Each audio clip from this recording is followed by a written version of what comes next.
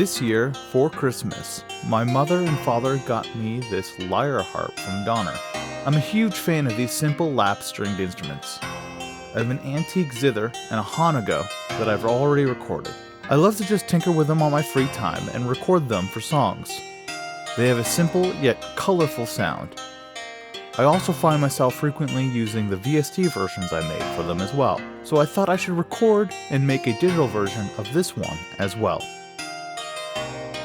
Hello everyone and welcome back to a new video here on the channel. My name is Patrick, also known as Necatus, and today we're recording my Donner Lyre Harp. The Lyre Harp, also known as lyre for short, is believed to be first created and or popularized in the Sumerian civilization, or modern-day Iraq, during the Bronze Age. It could be much older than this, but the earliest known examples of the lyre have been recovered at archaeological sites that date back to 2700 BCE in Mesopotamia. The earlier versions of this instrument are much more boxy in design and have a flat bottom that can be put on a table or other flat surface. These are referred to as Eastern lyres. In 1750 BC, in what would become modern-day Syria, the rounded lyre was first created. These are also known as Western lyres, and it is the type of lyre my lyre is. These would lose popularity quickly, but would later become wildly popular in Greece. These Western lyres are what the vast majority of people identify as a lyre, primarily due to the iconography within Greek myths and art.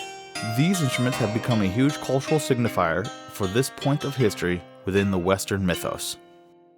Now, my version of this instrument is certainly not as historic. It's a very simple modern version of this classical stringed instrument. However, it still has a great deal of charm and color to its sound.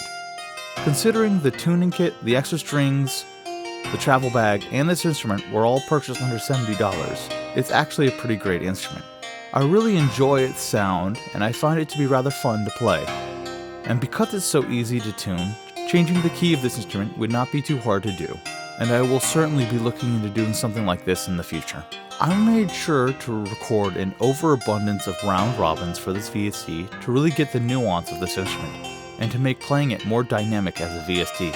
I honestly think this decent sampler library came out fantastic, and I will absolutely be using it in the future. I've included a link in the bio of this video to a decent sampler library on Gumroad that I've made using this instrument. If you make anything cool with it, please feel free to share with me, I would love to hear. If you have any suggestions for my next video, please feel free to say so in the comments below. I hope you all get as much enjoyment from this as I have, and I hope to see you next time. Best, Patrick.